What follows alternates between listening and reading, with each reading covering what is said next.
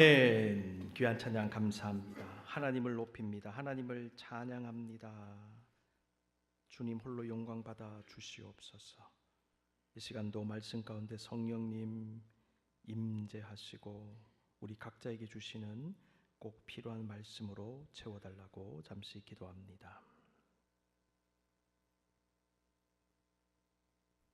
시끄러운 세상 소리, 내 안의 소리 다 사라지게 하시고 내 마음의 번민, 걱정, 근심, 불안한 것들도 가져가 주시옵소서. 영의 귀가 열리기를 원합니다. 영의 눈을 뜨기를 원합니다. 성령이여 감화감동 역사하시옵소서. 부족한 종을 이 시간도 주장하옵시기를 비옵고 예수님의 이름으로 기도드립니다. 아멘. 영적 장막 더 넓히기, 이 전체 주제를 가지고 계속 말씀을 나누고 있습니다. 우리는 지난 시간 영적 장막터는 근본적 회개에서 비롯된다, 근본적 변화에서 시작될 것이다 말씀 나누었고요.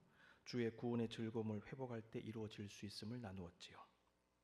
우리가 누리는 이 구원의 즐거움이라고 하는 것은 하나님을 향한 확실한 믿음에서 나오는 것입니다. 하나님의 은혜로 가질 수 있는 이 믿음은 우리의 영적 여정의 출발이며 저와 여러분의 영성의 시작이고 바탕이 됩니다. 내적 변화의 핵심 중에 하나는 믿음의 변화입니다. 믿음이 변화하지 않고서는 내적으로 바뀌어질 수가 없습니다. 성숙하기를 원하는 성도, 영적 장막터를 넓히기 원하는 성도는 근본적으로 믿음이 달라져야 합니다. 믿음이 새로워져야 하고 더욱 견고해져야 합니다. 하나님은 지금도 믿음의 사람들을 찾고 계십니다. 예수님은 인자가 올 때에 세상에서 믿음을 보겠느냐라고 하셨어요. 하나님은 성도의 믿음을 보고 기뻐하십니다. 히브리서 11장 6절 같이 읽습니다. 시작.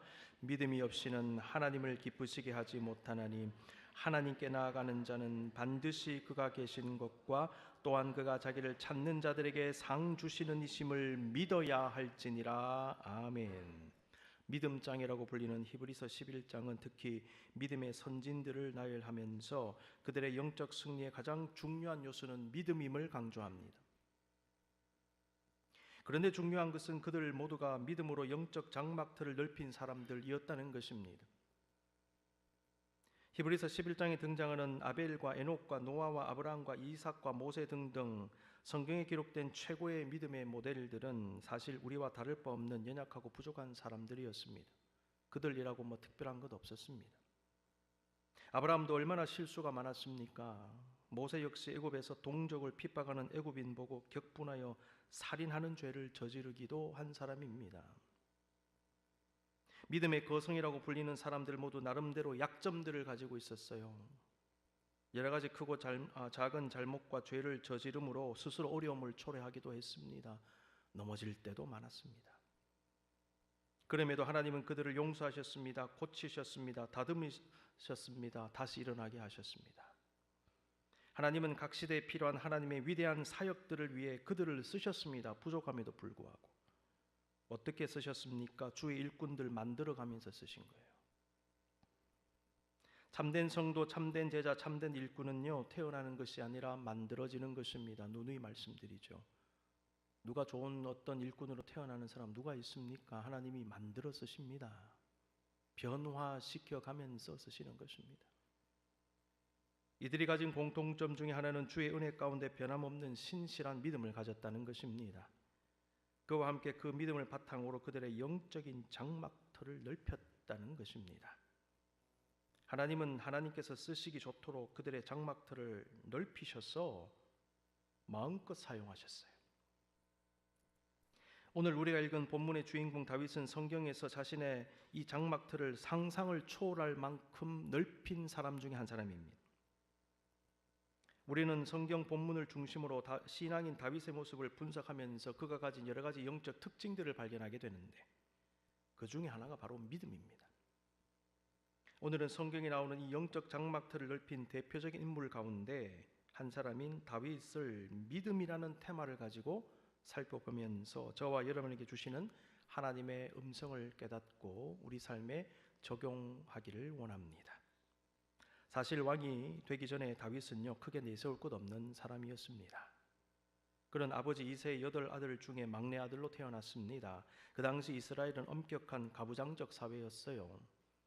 고대 가부장적 사회에서 장남은 아버지의 재산과 지위와 권위를 이어받아 가문을 이끌어가는 특권과 책임을 가진 사람이었습니다. 장남의 권위는 대단했습니다. 이런 사회 구조 속에서 막내는 가족 공동체 내에서 별다른 힘을 발휘하지 못했고요, 관심의 대상도 아니었음을 알 수 있습니다. 여러분 한번 생각해 보십시오. 위로 형님이 7명이나 계신데 자기는 막내 아들인데 그 분위기를 한번 생각해 보세요. 위계질서라는 게 있잖아요. 저는 동생이 한 명 있는데 남동생입니다. 3살 차이 나는데요, 동생 한 명밖에 없는데 제가 얼마나 어깨에 힘을 줬는지 몰라요. 어릴 때 맨날 군기 잡으려고 그러고 제가 회개했습니다. 나중에 동생이 가끔 옛날 이야기를 하는 거예요. 그때 형이 나한테 동생 하나 있는데 그냥 그 위에서 형이라고. 근데 여러분 생각해 보세요. 위에 7명이 형님이, 제일 막내 다윗, 그 분위기 한번 파악되시죠? 이런 상황. 그런데 하나님은 그런 다윗을요 높이 들어 올리십니다. 이스라엘 역사상 가장 위대한 왕으로 만드십니다. 사울 왕이 타락한 후에 하나님께서는 새로운 왕을 세울 작정을 하시고 사무엘에게 베들레헴에 가서 이새라는 사람을 만나라, 그리고 그를 제사에 청해라, 그 다음에 그 이새 아들들을 불러라, 그리고 내가 원하는 사람에게 기름을 부으라 명령하셨어요. 사무엘은 이새 아들들을 제사에 청하여서 그들을 이렇게 살펴봅니다. 누가 제일 먼저 왔을까요? 큰 아들이 먼저 왔겠죠. 엘리압. 근데 딱 보자마자 그 사람이 하나님께서 기름 붓기를 원하는 사람이라고 생각했어요. 3상 16장 6절, 그들이 오매 사무엘이 엘리압을 보고 마음에 이르기를 여호와의 기름 부으실 자가 과연 주님 앞에 있도다. 바로 그때 하나님 말씀하십니다. 7절, 그의 용모와 키를 보지 말라. 내가 이미 그를 버렸노라. 내가 보는 것은 사람과 같지 아니하니 사람은 외모를 보거니와 나 여호와는 중심을 보느니라. 이 말씀이 여기 나오는 것입니다. 보지 말라, 이렇게 번역된 말의 원어적 의미를 살펴보니까 둘러보다라는 말이에요. 둘러본다는 것은 매우 깊이 관찰하고 들여다보는 것과는 다르죠. 그냥 이렇게 둘러보는 거예요. 사무엘 엘리압의 용모와 키를 보았다는 말씀은 그의 외적인 모습만을 보았고, 그것도 마치 둘러보듯이 피상적으로 보았고 유심히 살핀 것이 아님을 드러냅니다. 영적 분별이 빠져 있어요.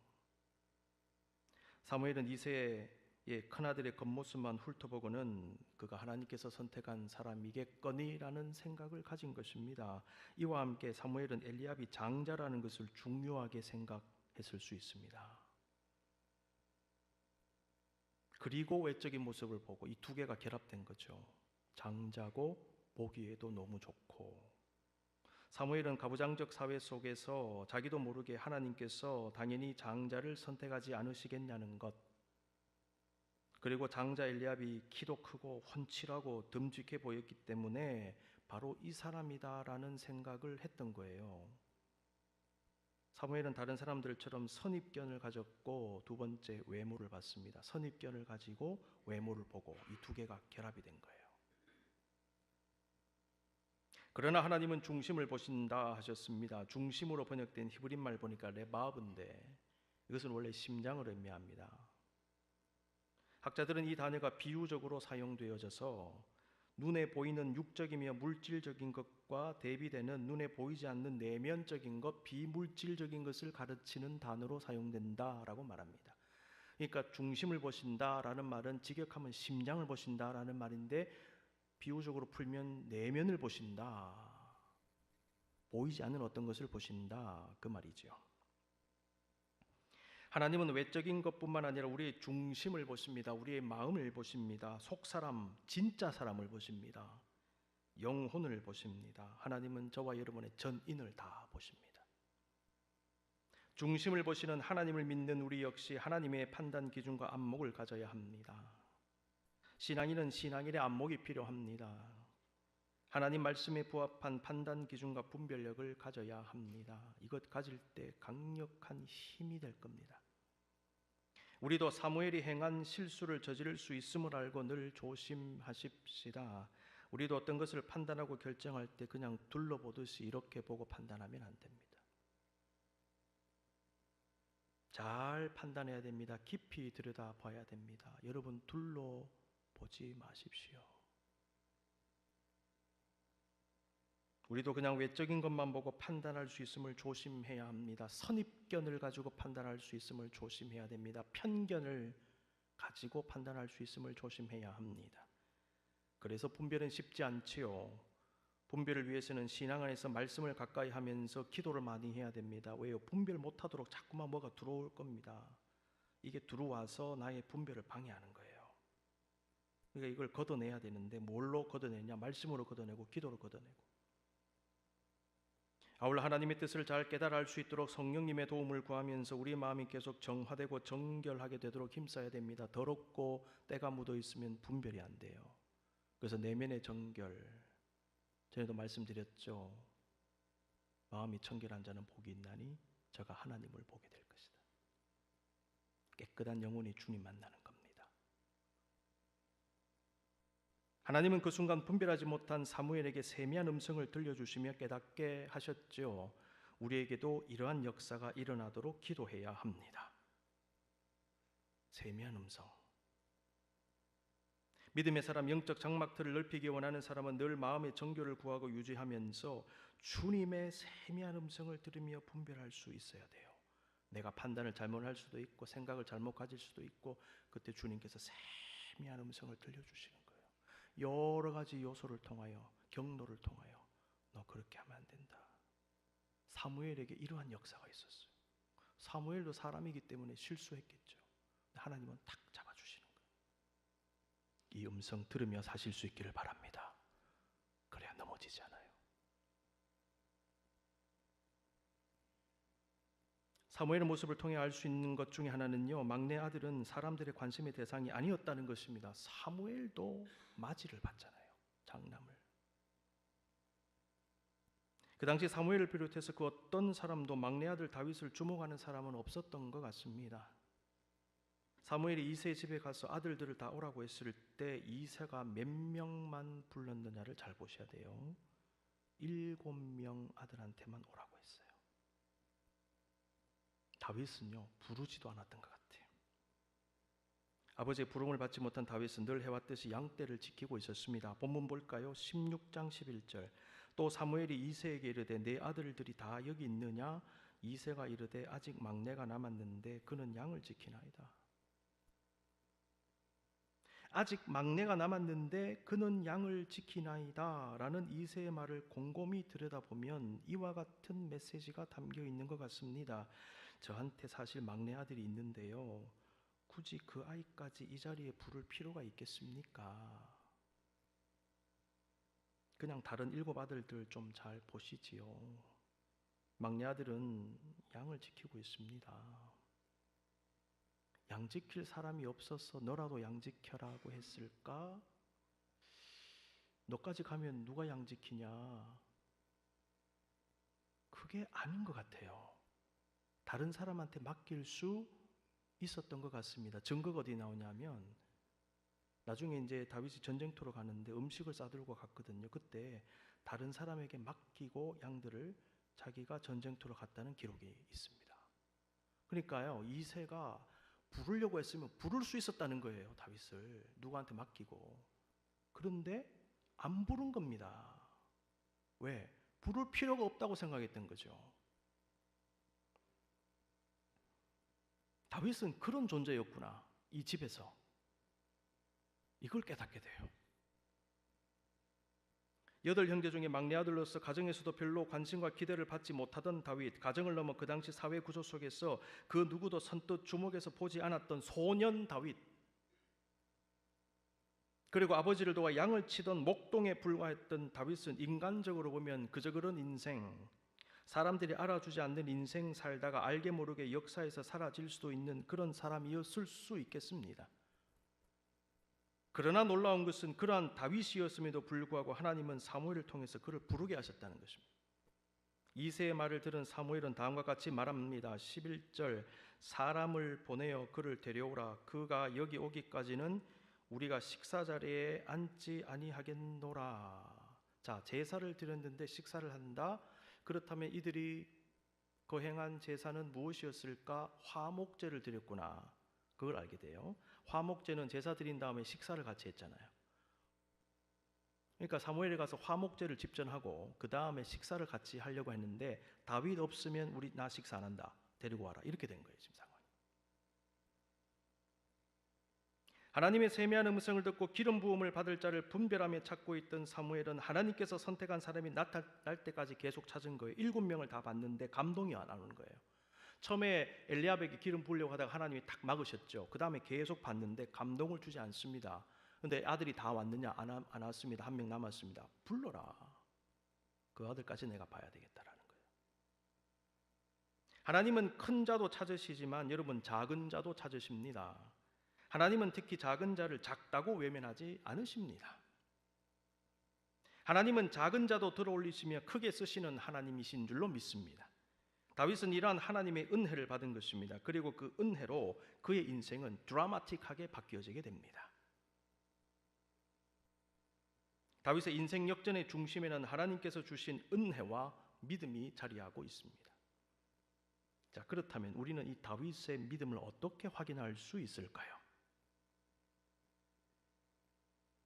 3상 17장은 블레셋 군대가 골리앗 장군을 앞세우고 이스라엘을 침공하면서 전쟁을 벌이려고 하는 장면을 담고 있습니다.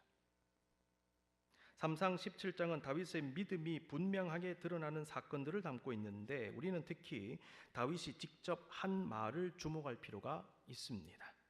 그 말들은 다름 아닌 다윗 자신의 믿음의 고백이 되기 때문입니다. 그 말들을 통해서 우리는 다윗의 믿음을 확인하게 됩니다. 블레셋이 침공하자 이세 아들들 가운데 장성한 첫째, 둘째, 셋째 아들이 전쟁에 참전했습니다. 이세는 양을 치던 다윗에게 전쟁터에 있는 형들에게 식량을 가져다 주고 그들이 잘 있는지를 살피고 증표를 가져오라고 말합니다. 자, 17장으로 넘어갑니다. 17, 18절. 이세가 그의 아들 다윗에게 이르되 지금 내 형들을 위하여 이 볶은 곡식 한 에바와 이 떡 10덩이를 가지고 진영으로 속히 가서 내 형들에게 주고 이 치즈 10덩이를 가져다가 그들의 천부장에게 주고 형들의 안부를 살피고 증표를 가져오라. 다윗은 아버지의 말씀을 따라 음식을 가지고 전쟁터로 가서 형들을 만났는데 그때 마침 그 당시 이스라엘 군대에 엄청난 위협이 되었던 블레셋의 거인 장군 누굽니까? 골리앗. 이 골리앗이 군사들 앞에 서서 하나님과 이스라엘 군대를 모욕하는 말을 막 내뱉고 있었어요. 이 말을 들은 다윗이 다음과 같이 말합니다. 17장 26절. 다윗이 곁에 서 있는 사람들에게 말하여 이르되 이 블레셋 사람을 죽여 이스라엘의 치욕을 제거하는 사람에게는 어떤 대우를 하겠느냐? 이 할례 받지 않은 블레셋 사람이 누구이기에 살아계시는 하나님의 군대를 모욕하겠느냐? 본문을 읽어보면 8형제 가운데 가장 나이가 어린 막내 아들 다윗의 나이는 청소년기의 나이로 추정이 됩니다. 가정 내에서 힘도 없고 주목도 받지 못하던 어떤 사람, 들에서 양을 치는 목동으로 살아가던 한 소년의 말로는 들리지 않을 정도의 엄청난 패기와 당돌함이 느껴지지 않습니까? 우리가 이미 아는 대로 다윗은 골리앗 장군과 1대1로 맞서 싸우게 되었는데 그때에도 골리앗은 변함없이 다윗과 이스라엘 군대에 온갖 모욕과 조롱의 말을 퍼부었습니다. 골리앗의 말을 들은 다윗은 그에게 다음과 같이 말합니다. 17장 45절에서 47절 다 같이 한번 읽습니다. 시작. 다윗이 블레셋 사람에게 이르되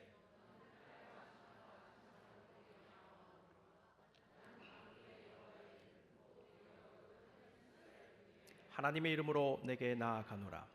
오늘 여호와께서 너를 내 손에 넘기시리니 내가 너를 쳐서 내 목을 베고 블레셋 군대의 시체를 오늘 공중에 세와 땅의 들짐승에게 주어 온 땅으로 이스라엘의 하나님이 계신 줄 알게 하겠고 또 여호와의 구원하심이 칼과 창에 있지 아니함을 이 무리에게 알게 하리라. 전쟁은 여호와께 속한 것인즉 그가 너희를 우리 손에 넘기시리라. 아멘. 여러분, 너무나 유명한 구절 아닙니까?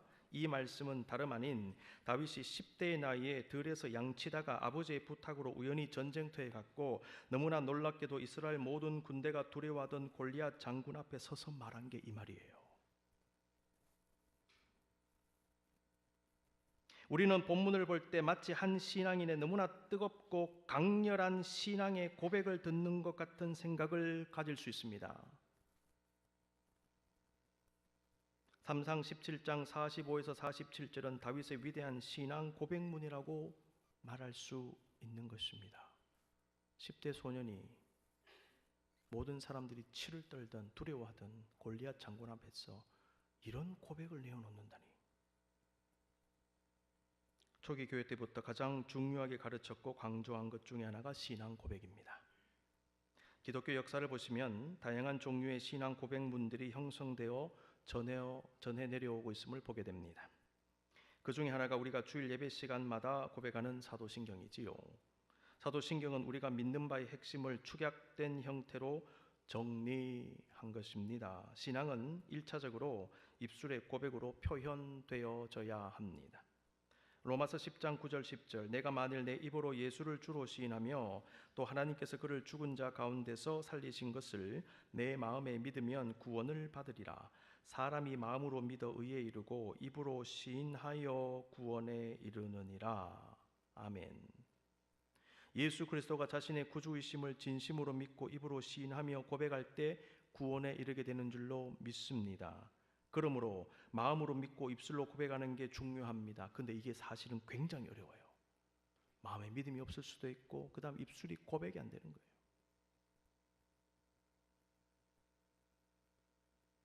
기독교는 초기 교회 때부터 신앙 고백의 내용을 잘 정리해서 고백문을 만들고 가르쳤습니다. 왜냐하면 내가 믿는데 뭘 믿는지 정리가 잘 안 된다는 것이죠. 그래서 믿는 바를 정리하기 시작했고 축약된 형태로 만들었습니다. 그걸 가르쳤어요. 예배 시간마다 또 기회가 있을 때마다 신앙 고백문을 바탕으로 계속 고백하게 했습니다. 왜? 잘못된 고백하면 안 되니까. 근데 중요한 것은 그 고백을 자신의 고백으로 고백하는 게 중요하죠. 그냥 읽는데 그치는 것이 아니라. 주기도문도 우리가 이제 하는데 여러분의 기도로 하셔야 됩니다. 진심으로 하셔야 돼요. 특히 일부 같은 경우는 이 사도신경을 우리가 하는데 진심으로, 믿음으로 내 고백이 되어야 된다는 것이죠. 신앙의 고백은 여러분 교회에서만 하는 것이 아닙니다. 다윗처럼 삶의 자리에서 자신이 처한 상황 속에서 하는 것입니다. 우리는 특히 생각지 못한 위급한 상황을 맞이하게 됩니다. 고난의 순간, 갑작스러운 사고와 질병 등으로 어려움을 당하는 바로 그때 신앙을 고백하며 나아가야 합니다. 좋을 때도 고백, 좋지 않을 때도 고백, 기쁠 때도 고백, 슬플 때도 고백입니다. 전쟁터에서도 고백, 평화 시에도 고백. 우리가 맞이하는 힘든 순간은 우리에게 믿음을 고백할 수 있는 매우 좋은 기회가 될 수 있습니다. 하나님은 우리에게 그러한 시간을 허락하시면서 우리에게 고백을 요구하시는데 반응을 이렇게 보시는 것 같아요. 우리의 믿음을 보십니다. 우리의 말과 행동은 우리의 신앙 고백의 수단일 수 있습니다. 우리는 입술로 고백합니다. 그 다음에 행동으로도 고백합니다. 여러분, 하나님은요 우리의 기도도 들으시는데요 우리의 불평과 불만도 들으세요. 민수기 14장 27절 28절 나를 원망하는 이 악한 회중에게 내가 어느 때까지 참으랴. 이스라엘 자손이 나를 향하여 원망하는 바 그 원망하는 말을 내가 들었노라. 그들에게 이르기를 여호와의 말씀에 내 삶을 두고 맹세하노라. 너희 말이 내 귀에 들린 대로 내가 너희에게 행하리니. 여러분, 하나님이요 너희 말이 내 귀에 들린 대로 내가 너희에게 행한다 말씀하세요. 부정적인 이야기, 저주하는 이야기, 욕하는 이야기, 불평과 불만 하나님의 귀에 들리잖아요. 너희가 쏟아놓은 그 말대로 내가 행할 것이다. 그래서 말 조심해야 돼요. 축복하는 이야기, 긍정적인 이야기, 믿음의 고백 할 수 있습니다. 주님, 날 도와주십시오. 사랑합니다. 축복합니다. 내 귀에 들린 그 말대로 내가 너에게 행할 것이다.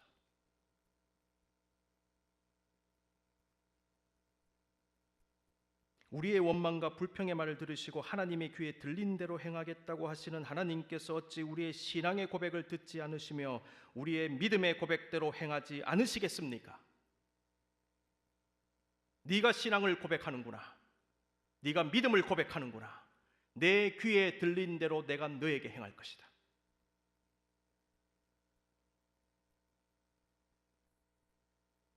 여러분, 믿음은 구원과 영생의 길이 되는 줄로 믿습니다. 요한복음 3장 16절 같이 읽습니다. 시작. 하나님이 세상을 이처럼 사랑하사 독생자를 주셨으니 이는 그를 믿는 자마다 멸망하지 않고 영생을 얻게 하려 하심이라. 간혹 임종이 가까운 분들 제가 신방할 때가 있는데 믿음이 좀 헷갈리거나 신앙생활을 좀 못하셨거나 이런 분들 가끔 만나게 되는데 그때 믿음에 대한 말씀을 제가 좀 읽는데 그 중에 하나가 저 말씀, 너무나 잘 아는 말씀, 어릴 때부터 들었던 말씀. 하나님이 세상을 이처럼 사랑하사 독생자를 주셨으니 이는 그를 믿는 자마다 멸망하지 않고 영생을 얻게 하려 하심이라. 아멘.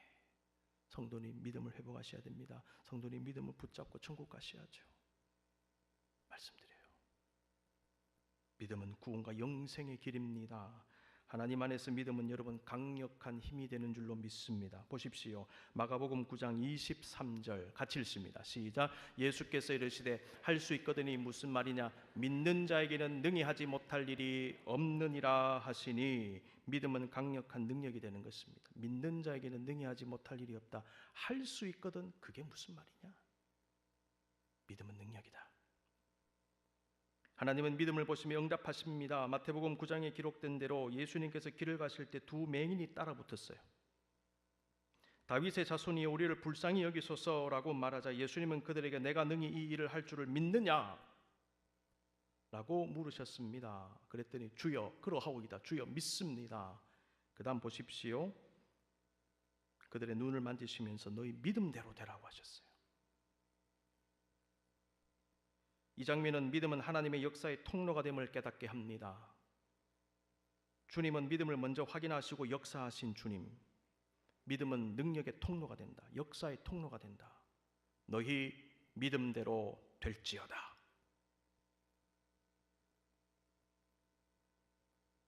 성도는 이 믿음으로 세상을 이기고 승리합니다. 요한 1서 5장 4절 5절 무릇 하나님께로부터 난 자마다 세상을 이기느니라. 세상을 이기는 승리는 이것이니 우리의 믿음이니라. 예수께서 하나님의 아들이심을 믿는 자가 아니면 세상을 이기는 자가 누구냐? 여러분, 이 험한 세상, 이 환난이 많은 세상, 이 유혹이 많은 세상을 어떻게 이기시렵니까? 무엇으로 이깁니까? 돈으로 이깁니까? 권력으로 이깁니까? 무엇으로 이깁니까? 믿음으로 이기는 것입니다. 성도는요, 믿음으로 세상을 이겨요. 그러므로 믿음은 우리의 진정한 영적 승리의 결정적인 방편, 수단이 되는 것입니다. 다윗의 신앙 고백에 관한 성경의 기록은 다윗의 믿음을 보여줍니다. 동시에 그가 영적으로 어떤 인물인지를 드러내는 중요한 말씀이에요. 지금까지 가려지고 숨겨져 있던 다윗의 본래의 모습을 본격적으로 드러낸다고 생각이 됩니다. 사무엘서 저자는 다윗의 신앙 고백을 통하여 그의 정체를 드러낸 겁니다. 아무것도 아닌 소년인 줄 알았는데 아무로 주목하지 않던 막내 아들 밖에 되지 않은 줄 알았는데 이 사람이 이런 사람이었네. 이 청소년이 이런 영적인 면을 가지고 있었네. 이게 바로 다윗이다. 하나님은 거기서부터 본격적으로 그의 인생의 장막틀을 넓히기 시작하셨던 것입니다. 사람은요, 자기 정체가 드러나는 순간들이 있어요. 자기 재능이 드러나는 순간도 있고 그 포텐이 터진다는 그런 말을 하잖아요. 감추어졌고 숨겨져 있고 가려져 있던 것이 언젠가는 터지기 마련이거든요. 저와 여러분이 각자의 자리에서 각자의 인생의 피리어드에서 그걸 경험할 때가 있을 것입니다. 이 포텐이 지금 터지기 시작하는 시간이 되었던 것이죠. 그 믿음을 통하여 그 나이 어린 다윗이 영적으로 어떤 정체성을 가진 그가 누군가를 확실하게 드러내 보여주는 것입니다. 저와 여러분의 정체는 무엇으로 드러나고 규정될 수 있습니까? 우리의 정체 역시 영적으로 드러나고 영적으로 규정되어져야 합니다. 이 세상의 어떤 것이 우리의 우리됨을 알게 하고 드러내지만은 그것보다 더 중요한 것은 바로 우리의 영적인 정체입니다. 그것은 우리의 중심, 우리의 내면에 자리하는 것입니다. 우리는 겉으로 드러나는 많은 것들이 우리를 포장할 수 있고 나타낼 수 있어요. 근데 그 중심에 들어있는 것이 진짜 우리의 모습인 것입니다. 중심을 보시는 하나님은 우리의 겉으로 드러나는 세상적, 세속적 모습을 보기 전에 우리 안에 자리한 우리 내면의 모습, 영적인 우리 자신됨을 보기를 원하시는 것입니다. 나는 너희의 심장을 보고 있다. 너희의 중심을 본다. 너희의 진짜의 모습을 보기를 원한다. 우리가 기억할 것은 다윗은 그 믿음을 바탕으로 자신의 영적인 장막터를 넓힐 수 있었다는 것, 지금 우리가 아는 다윗이 되었다는 것입니다. 사랑하는 성도 여러분, 눈을 감고 우리 각자에게 주시는 말씀을 되새겨 보십시다. 여러분, 다윗의 신앙 고백은요, 자신의 처한 상황에서 나왔음을 잊어서는 안 됩니다. 다윗은 골리앗 장군 앞에서 죽을 수도 있는 상황, 너무나 두렵고 떨릴 수 있는 상황, 사면 초가의 상황에서 위대한 신앙 고백을 내어놓았습니다. 삶의 위기 속에서 우리는 어떻게 말하고 어떻게 지금 행동하고 있습니까? 골리앗 앞으로 두려워하지 않고 나아간 다윗처럼 우리도 하나님의 이름과 영광을 위하여 나설 수 있는 믿음을 가지고 있습니까? 우리의 삶을 위협하는 환난의 상황 속에서 위축되지 않고 믿음을 고백하며 담대히 뚫고 나아가고 계십니까? 영적인 장막들은 모든 상황 속에서 순전하고 강한 믿음 가질 때, 그리고 그 믿음을 삶 속에서 고백할 때 하나님의 은혜 가운데 확장되어 갈 것입니다. 주님, 이와 같은 은혜를 우리에게도 주시옵소서. 다윗과 같은 삶 속에서 모든 상황 속에서 고백할 수 있는 믿음을 주시옵소서. 잠시 묵상하며 기도하십시다.